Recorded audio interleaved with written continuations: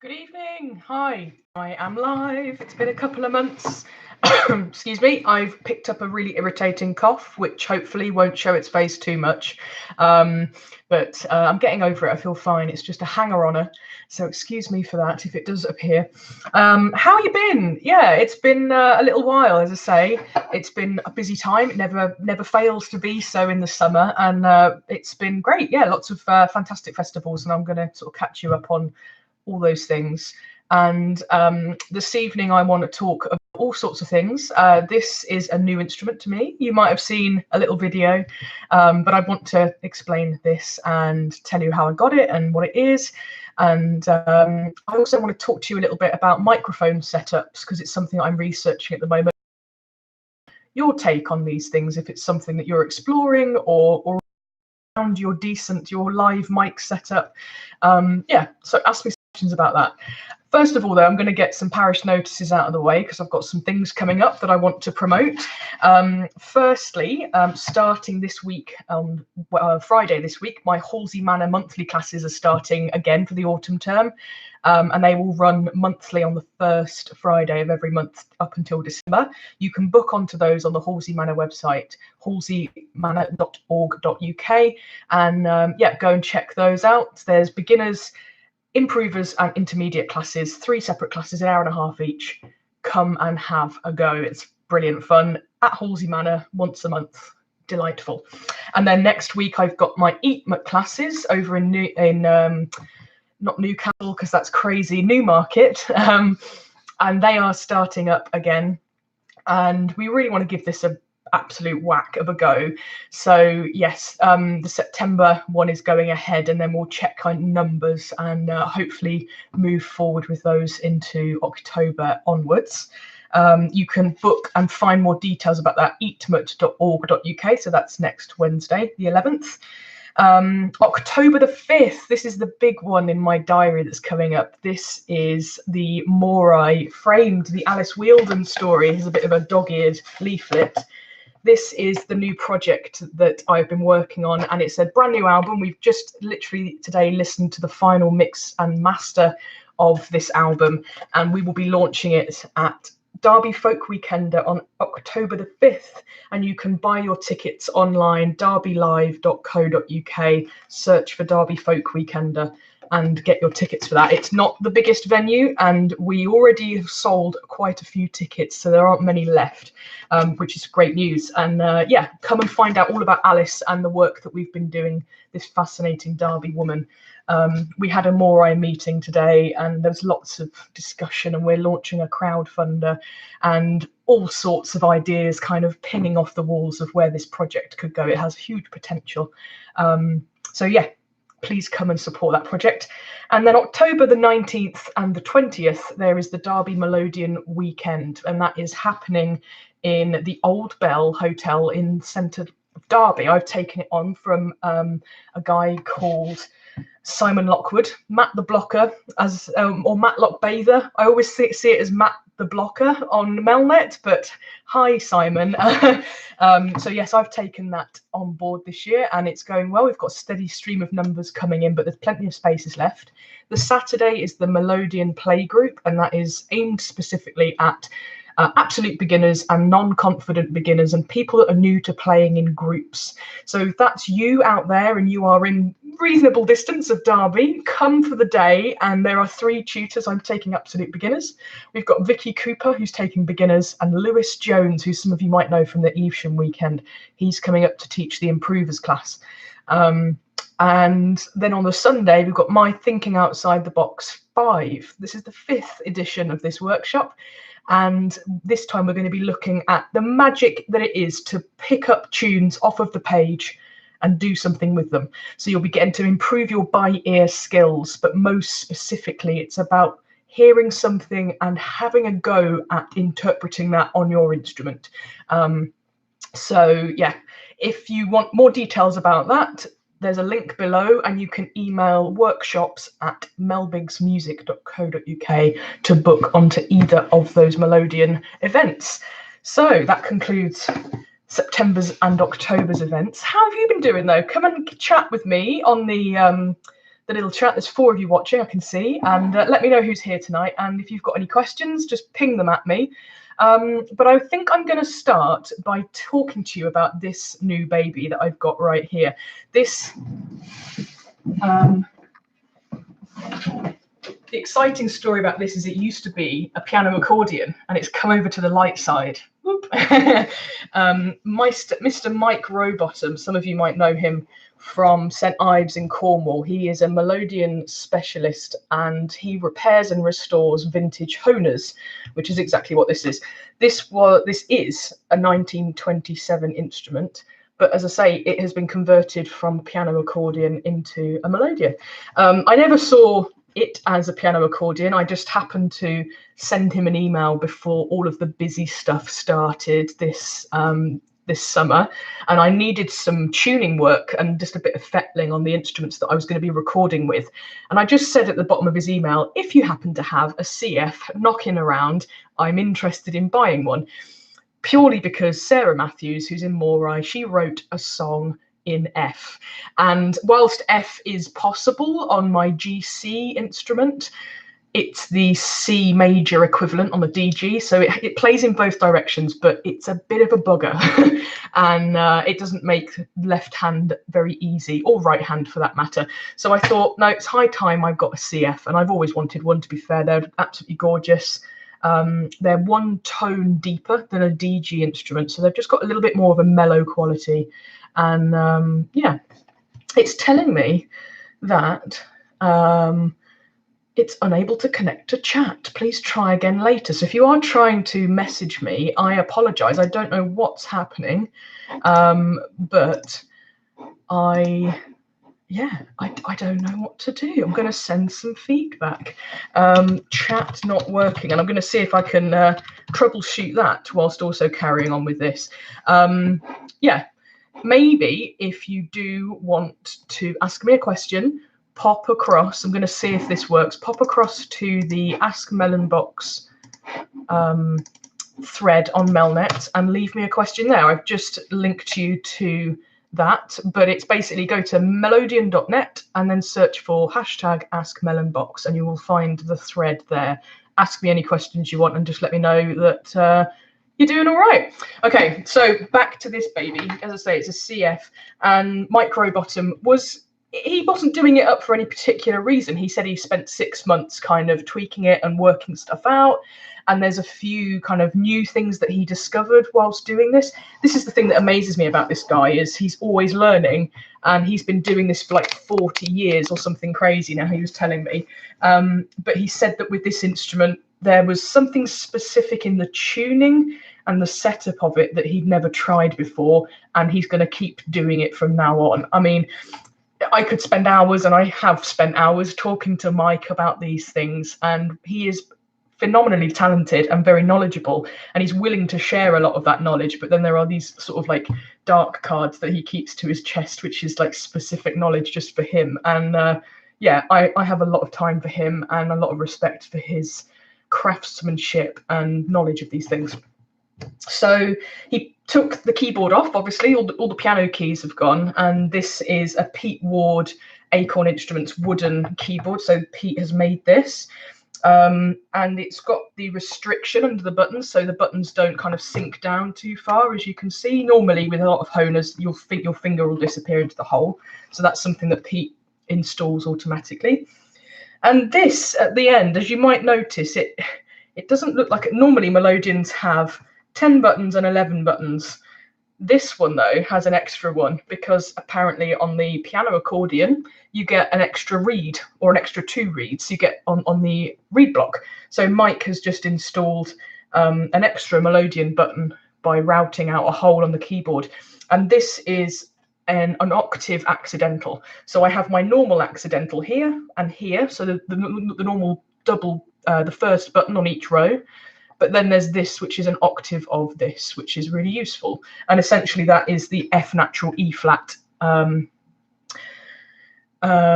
what's the word, equivalent of what is on the DG box. So on this, with being a tone lower, that is your G, flattened from E flat to D? No. A, B, C, D, E. So if you E flat, yeah, D. So it's the G, D kind of, yeah, it takes me a little while, and that might not be correct, but it takes me a little while to kind of think through notes. But yeah, great to hear. So I'm just going to play, I haven't had really much of a chance this summer to get to know this yet. I'm sure it's got a tune inside of it. But I just wanted to play it to you just so you could hear how gorgeous and pretty it was. As I say, the live chat function isn't working for me, so I apologize if you are talking to me. I can't see any communication, but if you go to melodeon.net and leave me some comments and questions in the Ask Melon Box thread, search for it on melodeon.net, and you will be able to chat with me this evening. Otherwise, it's going to be very lonely. I'm just going to be here on my own, wafting away, and I would love to actually talk to you and see how your summer's been. But let me play you this tune. This is one from the new album, or it's the tune of a song called oh, my door is always open. Sorry, I was going to say it's another one, but this was written by Sarah Matthews, and so was the song. But I'm just going to play you the melody because it's really lovely, and it introduces Alice Wheeldon and what she stood for. And yeah, so I'm just going to plant that, and you can find out more about Alice in Mora's new album and stage show. Take thirds out.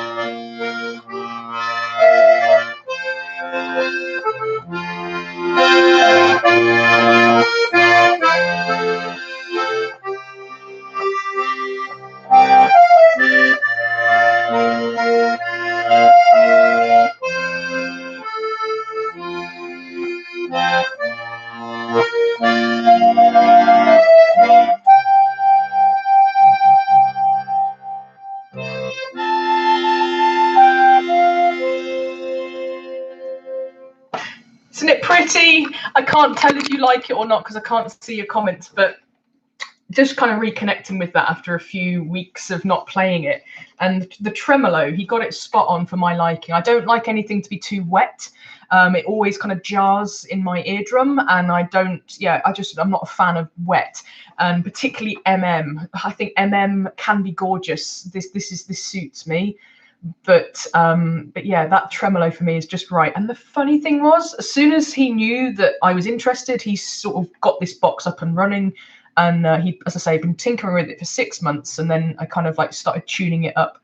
And he could remember how he tuned this one for me. This is a Hona Piccoletta B flat E flat. He could remember exactly what I liked in terms of beats per second, which is how we describe. You can talk about it in hertz and cents, sort of cents of hertz, but I quite like beats per second. Is kind of what suits me. He remembered. I like about 1 to 2 beats per second, just so you know. And yeah, and he sort of handed it to me in his studio and said, just let me know what you think of this. and I was astonished. I was like, there's literally nothing that I don't like about this. Every note felt right. Yeah, so that went immediately to the studio and was recorded literally that day. So or a couple of days after I officially bought it from him. But you might have seen from my Facebook posts that I bought this on holiday. I took a few days off to go and stay with my sister in Cornwall before all of the craziness of summer and the recording of the final stint in the studio for the Moray album. And Sarah Matthews was also on holiday. She was in France at the Son Continu, and she found a gorgeous octave fiddle and bought that. So we both had brand new instruments that we were in the studio with, and they've been put down on this new album. And I have to say, this octave fiddle, it's the lower end of it is in the range of a cello, and it is just gorgeous. It's very, very lush. And we may have played around with a bit of a string arrangement on that, just layering up some tracks with her fiddle and viola as well, and it's completely lush. So so yeah, that's my new baby, and as I say, I'll share some more things with you as I get to know it a bit better, and hopefully write some tunes on it, because all of my babies behind me have given me tunes, and I look forward to hearing which this one does. Cool. So, irritatingly enough, I'm just going to go and check Melodeon.net and see if any of you have. Jenna is here, and I saw your previous comment, so thank you. It's great to have you live with us tonight, because I know you normally leave me questions. So your first question, lovely. Tombra, do you find that you listen to Melodeon-related recordings sometimes, almost because of the sound of the instrument being played? Do you find yourself sometimes listening to recordings of yourself, or enjoy other people playing your instruments? So I kind of hear that as three questions. The first one, do you find that you listen to Melodeon-related recordings just because of the sound of the instrument being played? I suppose that mostly I listen to it because of what the player can get out of it, and it's not necessarily the instrument itself. I guess most of the bands that I'm drawn to, predominantly, it's a Castagnari kind of leading the way on the Melodeon front, and I don't find much distinction between different Castagnari instruments, particularly as most of them, I suppose, are Handry 18s, you know, the big kind of 3-row 18 basses. That's really popular on the continent, and it tends to be in the bulk of what I listen to. Saying that, I listen to a lot of Blows of Bella, so Andy Cutting's boxes. He plays really lovely old Morays that are about 32 years old. So it's like the old school Castagnari boxes with the original Binchi reeds. They have a very different, distinct sound. Plus, he's also got the boxes he made with Emmanuel Parisel, and they're like chalk and cheese for me, the Parisel boxes compared to the Castagnari boxes. And there's a totally different kind of world of sound. But what Andy does with it, that's what I'm interested in, more than the instrument itself. There is a duo out there called Les Ioles, and I don't know if anybody has heard them, but they are phenomenal. That's a diatonic accordion and a chromatic piano accordion duo, and they're from somewhere in France. I'm sorry, I haven't actually researched you very much, which is really annoying. But somewhere here, and this was lent to me by somebody, and I haven't returned to them, so I apologise. Oh, it hasn't got it written on, but this is their artwork from, I don't think it's their latest, but the one previous, Urban Rhapsody. Absolutely phenomenal album. Can't recommend them enough. They are a dance duo, so they don't. There is actually, saying that, I think there is a little bit of song. There is a little bit of lyrical content. That's another thing. I don't really get drawn to lyrics and the sound of lyrics and singing. I'm way more interested in instrumentation in whatever form it comes. If it's a solo accompanist or like a full band, I'm just far more drawn to that. But yeah, the interplay for me between these really gorgeous instruments. One is a Castagnari diatonic Handry 18, and the other is, I think, a Saltarell, but don't quote me on that. But this gorgeous kind of wooden Saltarell with a very dry, lovely accordion, a piano accordion sound. So yeah. And then do I find myself listening to recordings of myself? I struggle with that. So we've just got the mixes back from the album, from the studio, and we've kind of signed that off, and that's going to be off to be like the glass master is going to be made, and the album is kind of in production at some point this week or next week, which is exciting. I'm finalizing all the artwork and stuff and the design for that at the moment. So listening back to me in that context, I've had to teach myself to have blinkers on my ears just so I can kind of see past all of those like pedantic perfectionist niggles, because they're always going to be there. I kind of accepted that a couple of years ago, is that I'm never going to not be a perfectionist, but we can kind of get a grip on that and just kind of see through what is being done, the purpose for the playing. A lot of my playing in Morai is accompanying other musicians, either songs or melodies.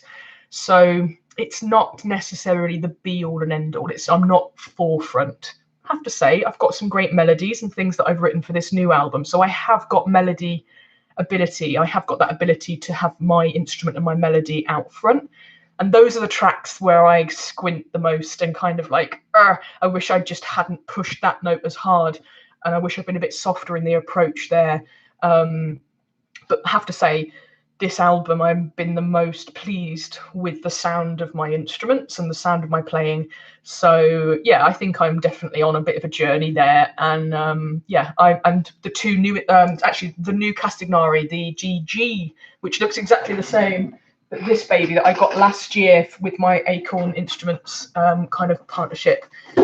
First time it was recorded with me in the studio in the last couple of months, and hearing that back, oh my God, what a difference from my Serenalini, which I still love. She's out there doing some great work. I've lent it to a friend, and I thought I'd never get anything better, but I was so wrong. Sorry, Castagnari. I love you now so much, and I worship at your altar. But yeah, lovely sound from that DG box. So yeah, really pleased with that. And then you say, do you enjoy other people playing your instruments? I do. It's rare that happens, but when it does happen, I think you are hearing that sound coming at you from a totally different direction. And I swear it must be something to do with the Doppler effect, in that you can hear your instrument in a whole other light. And that's usually when I'm going, I chose the right box. I absolutely love this. And I get students that sometimes share their instrument with me because they want to hear it from the other side, or they want me to check a note or something. And usually they're in the same position of, I really love my instrument. It's so nice to hear it being played by somebody else. And also I think it's an important, going back to you saying about you listen to yourself being recorded. I see that in your kind of parentheses there. I think that's an important part of the learning process, because you do get to hear, for me, I get this very deep sense of how I'm controlling the sound, and I think I'm creating an effect in dynamics or something. And actually, when I listen back, I'm like, I'm way off. I'm not even doing what I thought I was doing. So it can actually train you to have that feedback loop of how your physical body is involved with creating and manipulating a sound. And that for me is always coming from a root of some sort of emotion, whether it be happy or sad, on anywhere on that spectrum. How my body is being used to create that sound, which is demonstrating this particular landscape or story. And then if I listen back to that, I'm like, okay, I nailed it. Or I'm like, oh, maybe I could just try and ease off on that note, or come forward a little bit there. And that's really the coalface of my learning at the moment. And yeah, I think it will be ongoing for some time. And yeah, in terms of how my body and specifically the micro kind of movements of my fingers can enable change in sound. Ramble, but hopefully there's some interesting concepts there to kind of get on board with. So I've just come back to the YouTube live. I'm just trying, oh, I can see it now. Okay, so I have just, for some reason, the live chat normally is down the right hand side of my screen, and I don't have to do anything with it and it pops up, but I've just gone to pop out chat and I can see all your comments. So hi everyone, Morris Man Dancer 267 and Jenna, hi, Nigel Rayner, lovely. I don't know if you're all still here. Susan, great. Blah, blah, blah, blah, blah. I'm interested interested that it's a 22 button layout. So yeah, hopefully Jenna, I've answered your questions there with this lovely beauty in terms of why it is. So let me go back now. I'm going to answer Jenna's second question, and then I'm going to get on to talk a little bit about microphones and that kind of stuff, because I get asked this a lot, but I've actually sat down and made a bit of a comparison table. So I wanted to share what I've found and still finding out. So Jenna's second question, or rather, I don't know if there was an extra question, but I'm going to read it out anyway. Due to Mel not being able to see the chat, I can now. My summer went well. I escaped without getting sunburn, so it was a good summer. I did too. I am 31, and I think this is the first summer that I applied sun cream early. From the very first, hint of sun. I was there with the factor 30, kind of slathering it on, and I even reapplied during the day. So I think I've reached like peak adulthood right now, and I'm rocking a pretty nice tan. Actually, I'm pretty happy with it. Thank you for talking about the 22 button. The 22nd button. I was quite interested in that. Honestly, I think every instrument should have an extra button, since if you can fit 11 reeds worth on one row, surely you should be able to fit 11 reeds on the other one. Yeah, it kind of makes sense. I think having the inside row accidental doubled would be very useful. Absolutely. I found on my DG box, I wanted to try and play in, G and D minor a lot more. And really, you need that F4 in octave 4. It's always usually an F5. It's in that upper octave, and it's not massively useful. If you're playing in C major, it's more useful. So try that if you haven't. I'm just going to plant that seed. DG boxes, try playing in C major and use that F accidental. But yeah, having that F lower, the lower accidental, is really, really useful. And I'm still, to go back to one of your previous comments from months ago, I really am still in that predicament of, do I go and get a bigger box? And I think I talked at the time about that big 18, basically like an 18 bass Benny. So it's a small scale, small spacing. It's plaguing me because this summer I'm like, you really want to do more and you are so restricted. And I go seesaw flux between these. No, you're fine, you're making the most of the limitations and you're still discovering new things to do with 2 rows 8 basses. And then I'm like, but if I just had those extra notes, then it will be so much easier. And I don't know exactly where I'm at, but I think I'm erring more towards getting a bigger box. But it's all money and etc. etc. But yeah, we'll see. Watch this space there. Seems like a very nice instrument, although it's tough over the stream. You seem very enthused, so it must be good.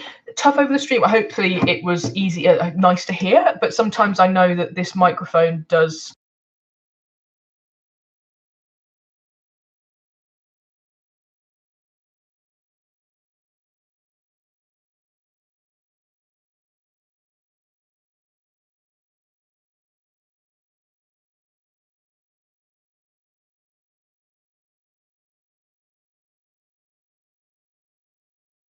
Oh, I'm a complete douche. I just muted my mic.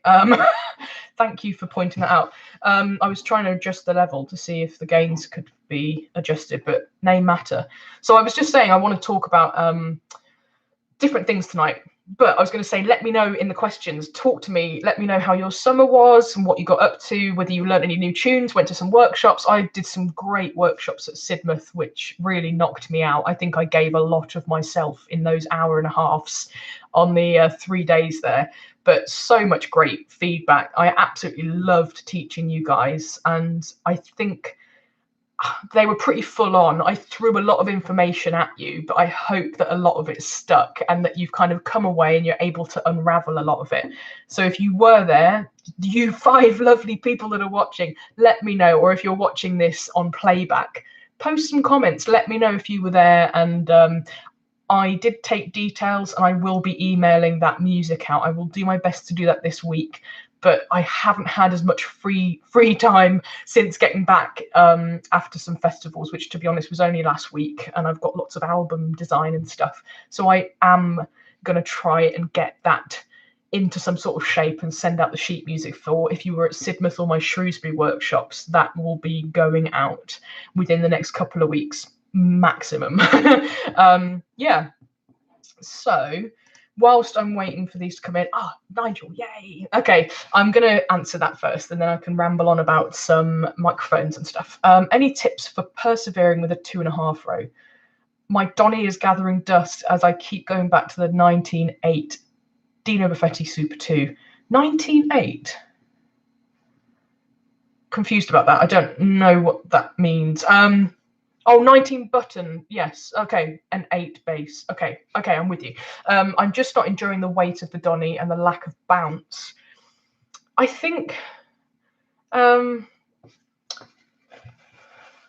yeah, it's a tricky one. I think for me, instruments have to have a purpose. I've never bought an instrument without sort of it having some sort of purpose.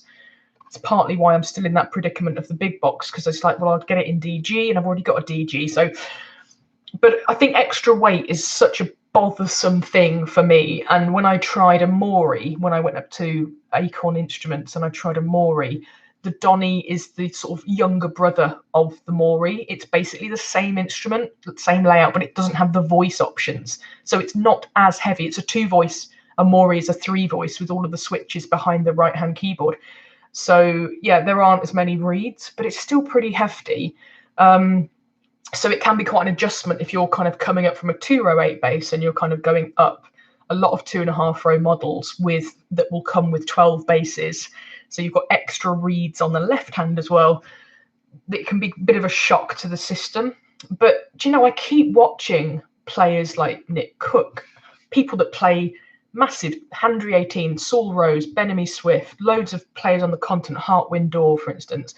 And like the energy, I'm trying to think, Didier Lalois and Bruno Latron, probably two of the biggest up there for being bouncy and full of energy with these massive 6.5 kilo beasts hanging off of their bodies.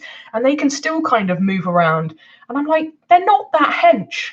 You know, no offense to those people I just mentioned, but they're not that hench. And how can they kind of balance it and make it work? And the only thing I can think is that you just dedicate yourself to that instrument. If you want to give it the time and you want to learn it, the only thing you can do to get used to it is put yourself through the torture of playing nothing else except that. So, I mean, I suppose you've kind of visited that yourself, Nige, and it's just kind of, you know, the temptation is always there to go back to the other instrument, because for Morris, I guess you want that more lightweight instrument because you've got it all day, you're carrying it around, you're playing it. It needs to kind of have the punch. And the Dino Buffetti will, I think, always be the best for the job. But maybe give the Donny a workout. The Donny will be fine for Morris. It's just about dedicating yourself to that instrument, and then you will find all of the gold that that instrument has in store for you with, you know, the lovely layout that you've devised, and making use of that half row and the extra basses, you know, if that kind of takes your fancy. I know that you did a workshop with Julian Sutton a few years ago.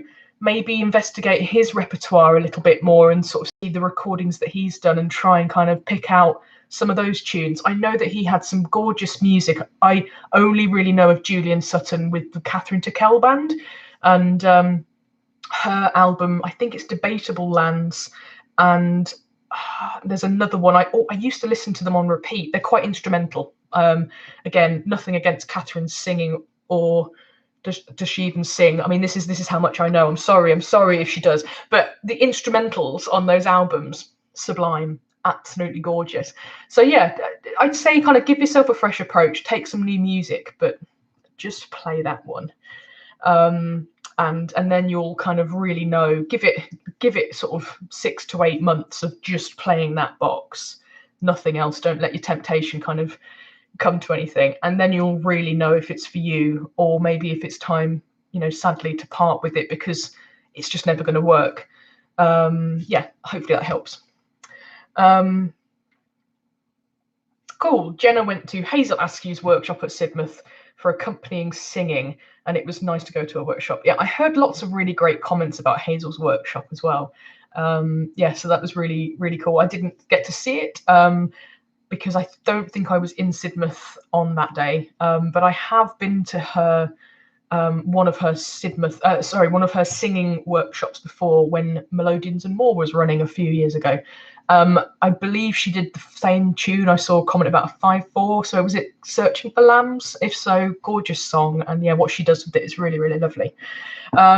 So I'm going to have a little chat now to you lovely people about my microphone research. So one of the things that's tipped this off is a few things actually. This summer I had gigs at Sidmouth.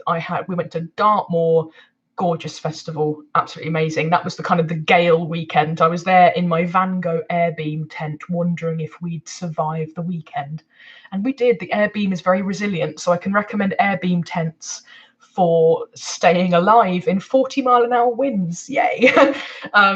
And we also had gigs at Broadstairs. We had the preview of Framed, the Alice Wilden story. Just going to waft this in front of you again. And all of them were amplified gigs.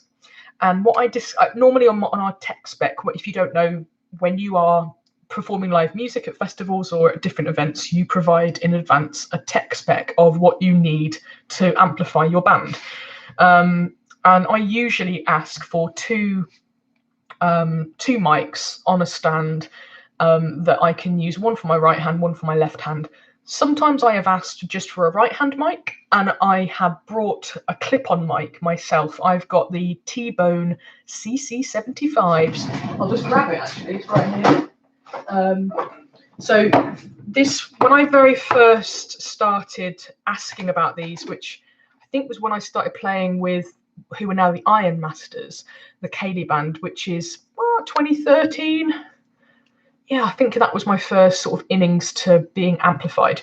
And I put the word out there, and so many people, like pros, recommended these mics. They've got a really sturdy clip that takes that, it's got a really strong spring, and it's got a rubberized clip that is pretty sturdy. And then this gooseneck mic, so you can kind of make it fit whatever kind of angle you want. And it's got the little bud in here is a cardioid condenser. So, but they're 35 quid at each, which is pretty cheap and cheerful. And I bought two, thinking I'd use one for my right, one for my left.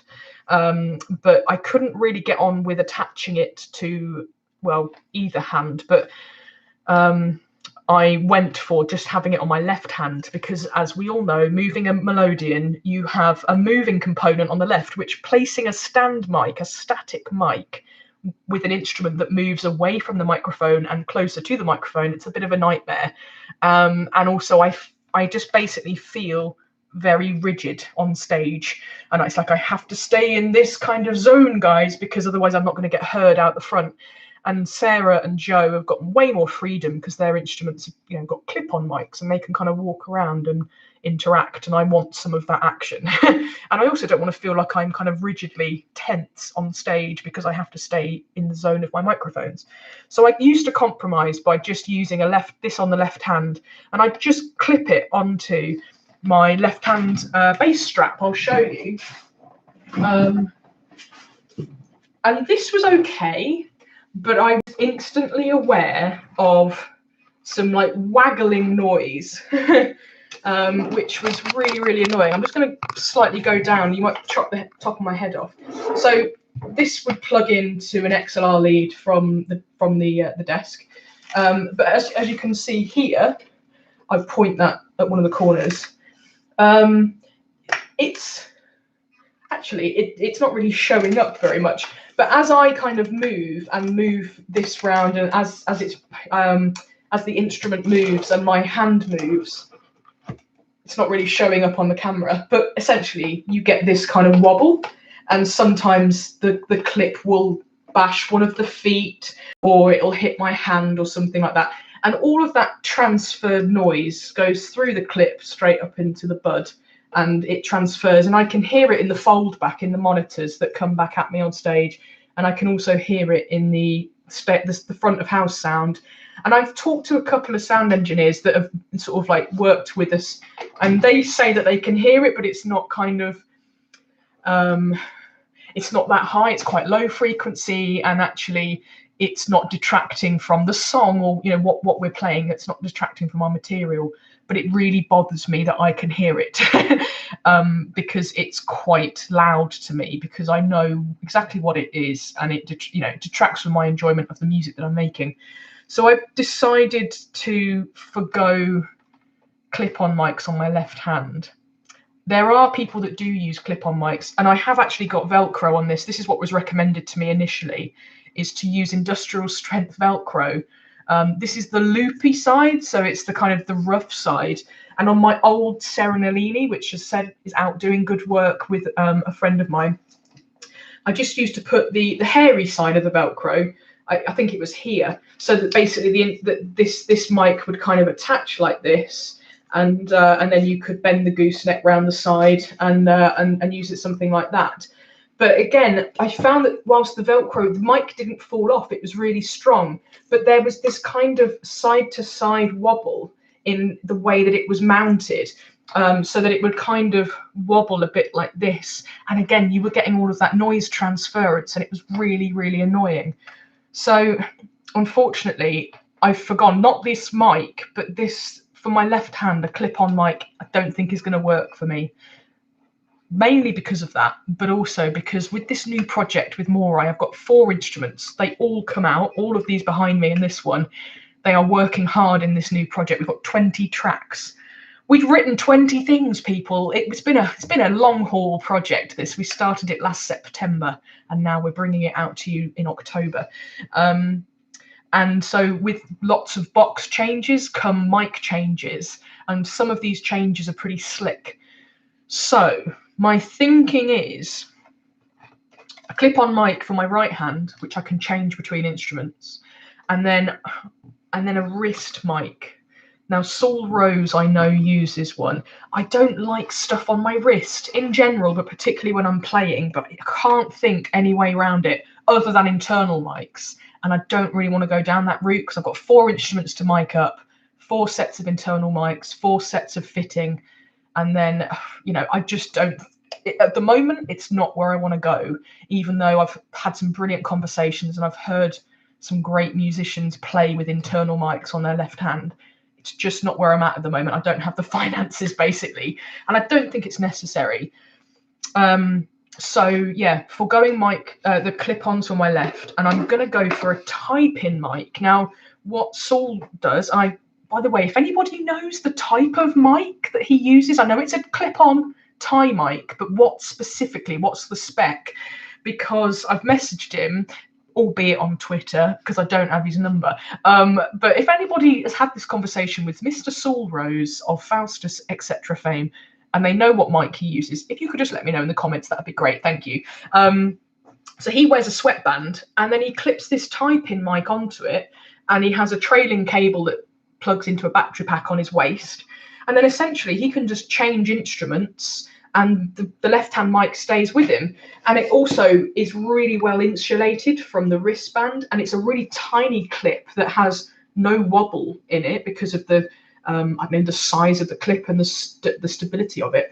And I was watching him at Shrewsbury with Faustus and watching his setup and listening to it. I thought, that's a really great sound from such a tiny little microphone on his left hand. What a fantastic sound. It sounds rich and full, clear, like you can tell if it's a bass or a chord, and you can tell, all of those things. And I've always been a little bit kind of skeptical, I suppose, about tie-pin mics, because I'm like, yeah, you're not going to get any kind of great sound out of a tiny little bud. I'm quite wrong. I'm learning, sort of technical audio tech stuff isn't my strong suit, but I've talked to a lot of people and I've used my ears. So yeah, that's what I'm going to go for my left. And my right hand, I had a lovely conversation with Mr. Nick Cook a couple of days ago, and he recommends a mic not dissimilar from this. It looks pretty much the same. It's got the same length gooseneck, very similar clip, if a little bit narrower and it looks a lot sturdier. I thought this was really sturdy, but it's the Audio Technica Pro 35, and this was also recommended to me by Mr. Doug Unson, who is Sarah Matthews' husband and an audio wizard himself. Nick Cook, by the way, plays with Kate Rusby, if you're not familiar with him, and he was the box player with Morkin when Morkin were together. and he's an audio mastering engineer as well. So he's got good ears, and he's got some seriously gorgeous Castagnari instruments as well. So I really trust his opinions. And yeah, so I'm going to go, I think, I am going to go for that Audio Technica. I looked into the AKG mics in my research so far. They're the only mic in my budget that markets themselves specifically as an accordion mic. And I know a lot of great players that use them. What's nice about the AKG mics is they come with a clip. It's like an oval shaped piece of plastic that you can glue or screw straight into the woodwork. And then the microphone itself, the gooseneck kind of comes off and it slides into the clip. So it's really easy to transfer. You just need to buy some spare clips and put those on all of the instruments that you want to mic up. But I don't want to ruin the aesthetic of the instrument. And even though it's like the smallest bit of black plastic and I need it, it's like these have to earn their keep. They have to do the work that I need to do with them. But it's such beautiful craftsmanship. I don't want anything to blight that.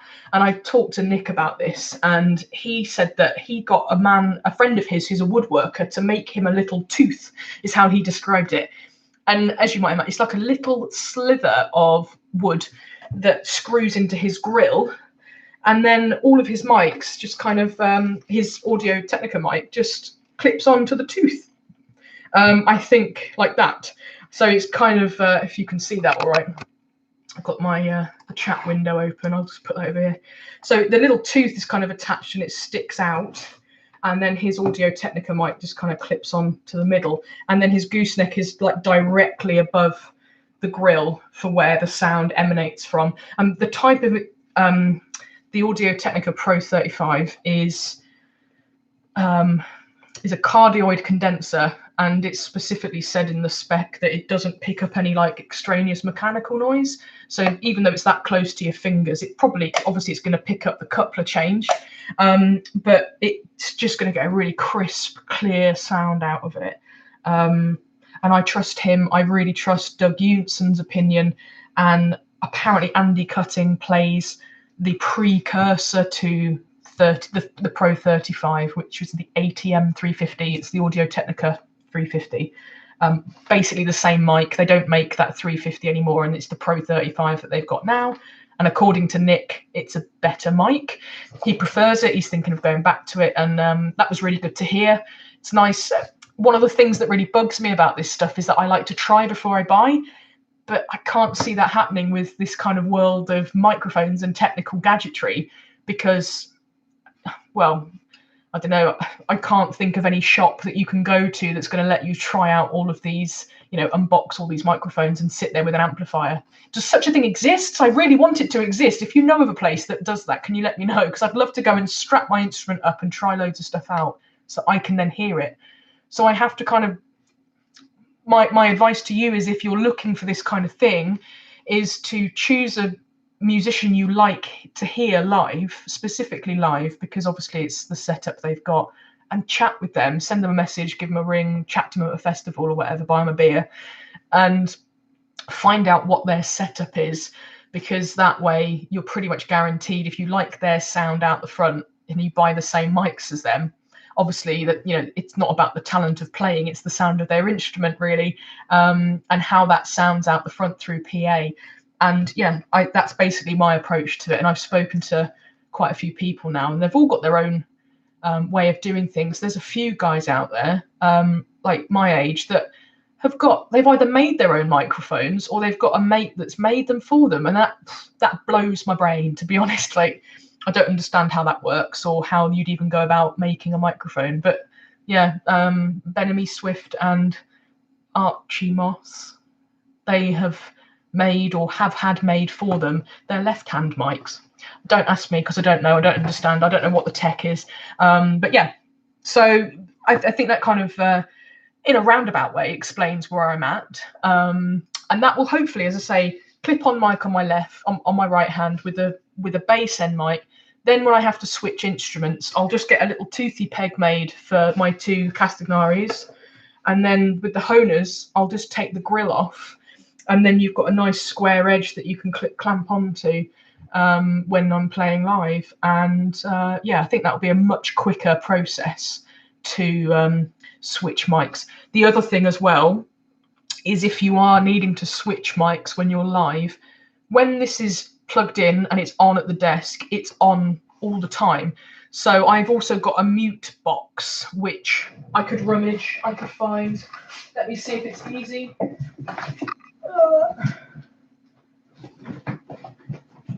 No, I don't know where it is. Where are you, my mute box? It's somewhere. Oh, here we go. It's just like a metal box. And Mr. Tim Yates, who's bass player with Blackbeards, I think he still is, and plays for Sheffield Steel, probably others, but they're the ones I know about. He made me this, and it's got 2 inputs.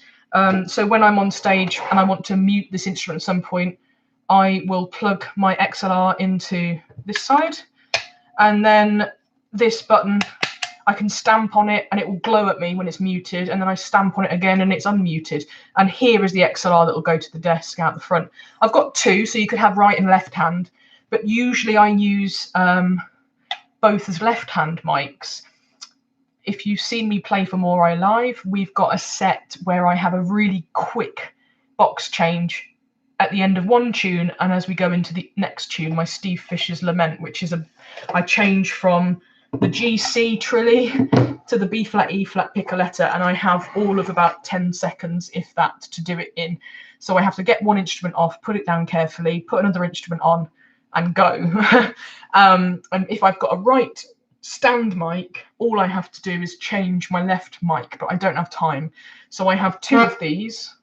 One is on the GC. When I finish, I mute it, I put it on the floor, I pick up the B flat, E flat, which has the second one of these already on. I unmute the B flat, E flat, and away I go. So that will probably be a useful thing, and I'll probably continue to do that in future on that set of tunes. But luckily in this Alice Wheeldon story, the framed Alice Wheeldon story project, I don't have any massive box changes like that. So one track, one box, basically. So it'll just be changing at the end. Yeah, so ramble on about that kind of stuff. I'm just going to catch up with the comments. If you've got any kind of comments or questions at all about mic setups, or if you've tried anything particular that you want to share, any nice Melodeon mics that you found, yeah, pop it in the comments and let's start a conversation about it.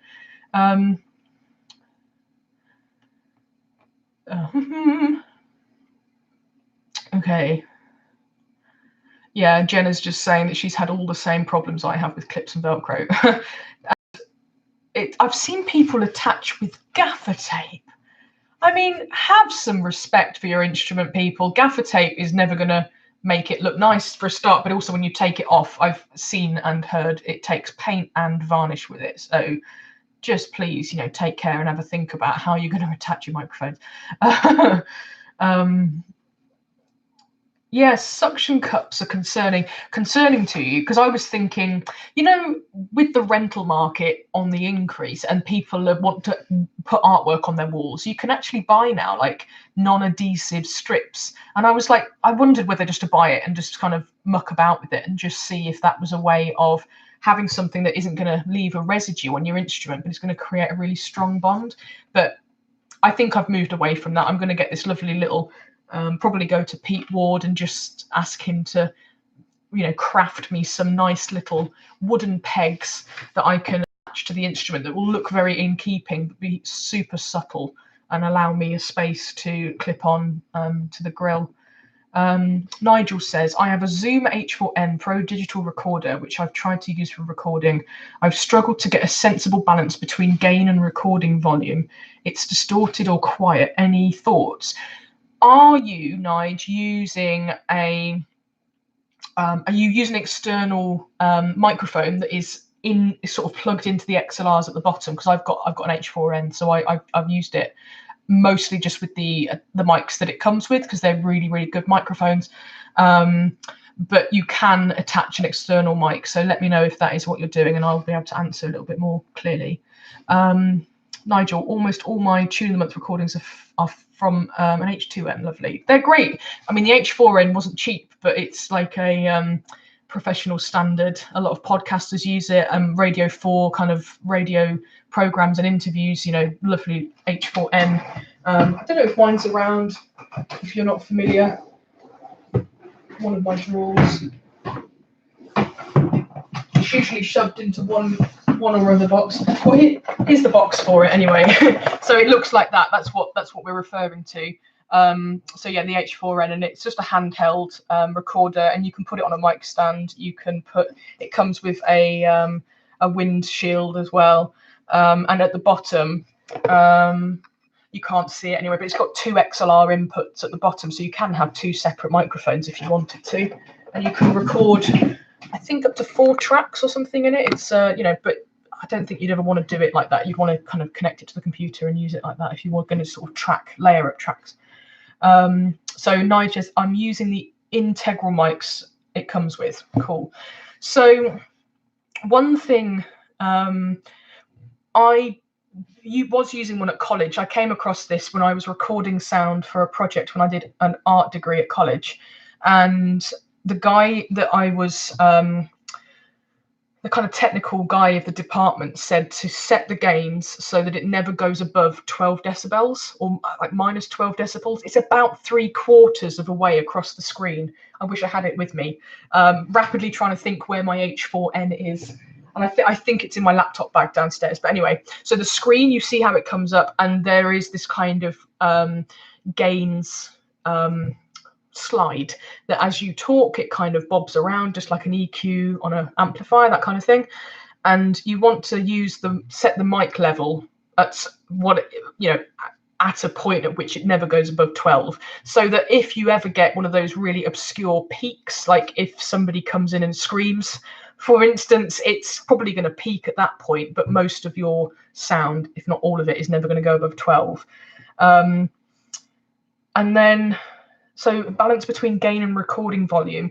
So yeah, that's the mic level, and I think it's distorted or it's quiet. So I think it's to do with just how sensitive you're making the mic. The other thing as well is, I don't know if you've noticed, but on where the microphones are themselves, they've got this like capping, and you can twist it to be 90 degrees or 180 degrees. And basically what that does is, because it is a cardioid mic, I think you can increase the angle to like 180, so you can open it up so it records 180 degrees in front of itself, so as you're holding it here it will get everything. Or you can twist it to 90, which means it kind of narrows it down, so if you want to record like the person that's directly in front of you, you can just, you know, set it to 90 and it'll kind of shield the microphones from the other stuff in the rest of the room. So you could, if you want, set it to 90 degrees, record at a distance. So if I was sat at my desk, as I am now, and I had it here, my desk is like directly, it's right here. So I put it on the edge, and I'd probably wheel my chair back to as far as it would go, and I'd sit here and play into it, possibly a kind of, I don't know, a mic level of about 40. And you could, you know, you can sit there and you can play, because you know if you press record, it flashes at you. Well, that's its kind of pre-record. So you can play and the gains level will kind of buzz up and down. Try dynamically, play at your loudest, play at your quietest, you know, and then sort of see where it sits. And then obviously you will be able to see if that's going to blow or not. And then you can adjust the mic level at that point. When you're happy with it, when it's getting to about that kind of 3/4 distance, press record again and it'll go solid red, and then it's actually recording. So yeah, I don't know if those things I've said you've already tried, the pre-record settings so that you can see the gains with the flashing red light, and then the mic level and the distance and the angle of the mics. Let me know how you get on. Cool. Lovely. I love that this happens a few times. So Jenna and Nigel are talking about this, and that's great. Please keep that conversation going. I don't mind where that happens. I think it's great that it does happen. So I just have to kind of scan through it. So apologies for the dead air. So we've got Vegan on Wheels, which is Jackie from Norwich. Lovely to see you, and thank you very much for coming. Delighted to hear Newmarket is on again next week. Is this for sure? As Alex told me, it wasn't just 2 days ago. Oh, okay. So I was assuming it was on. I need to check with Alex. So let me kind of eat my words and check. I believe the way it was left is that we would definitely go ahead with September, but that we would take a range, we would sort of check after that and see where numbers were. But if that's what Alex told you, then we're in a bit of a disarray then with our information. So maybe we need to kind of, obviously I'll get in touch with her and clear that up. I did play something on the new CF, and I can finish off with that actually. My God, is it 8 o'clock already? Okay, so I will do that. I will finish off with a piece on the CF. Cool. Okay, so yeah, I've talked about a few things, and I've sort of randomly mentioned all sorts, but there's been more talk about mics and where I'm at with that, and the summer catch-up, lovely Sidmouth. And I'm going to just plug this again because we really want you to see this. We've worked so hard at it, and it's a fantastic story, true story, still living in essence, because Alice was wrongly accused and found guilty of plotting to kill Lloyd George, the Prime Minister, in 1917, along with members of her family. So there is her daughter Winnie and Het, whilst they were being held in custody. This is the warden who was taking care of them. This is Alice herself. And yeah, they were treated appallingly and sentenced to prison, penal servitude. And the living descendant, Chloe Mason, she lives in Sydney, Australia now. We were on a phone call with her this morning to sort of check some facts with her as we're writing the sleeve notes for the album. And she's campaigning with the Crown Court justice system to get the convictions quashed, because a lot of the papers surrounding this case were embargoed for 100 years or so. So a lot of that is just becoming available now, not necessarily publicly, but certainly upon request. And that's exactly what Chloe and her sister Deirdre were doing, to find the evidence to support their case, which is looking really strong, actually. So yeah, living story, but phenomenal that it even happened in the first place. So I love, can we book for Whitney yet? So many people. I don't know. I think I spoke to Dave by email the other day. This is Whitney Super Squeeze, which has been set for November the 16th, I think. And Dave said that he's still waiting for some final details for some of the tutors before he can go live. But yeah, that's it. Nigel's saying it's exactly the same. So yeah, just hold fire and keep checking back the Whitney Super Squeeze website. I don't think it's going to be very far, very, very long now. So I'm going to wrap this up because I'm going over my hour. I'm going to play us out with a little tune. Let's see what falls out on my fingers, because I don't know what's going to happen. But this has been lovely. Nice to sort of catch up with you regulars again. And yeah, I hope that you're doing well, and I hope to see you at an event soon. Cool. So let's have a little look. What am I going to do? I'll play Steve Fisher's Why Not, because it sounds nice in F.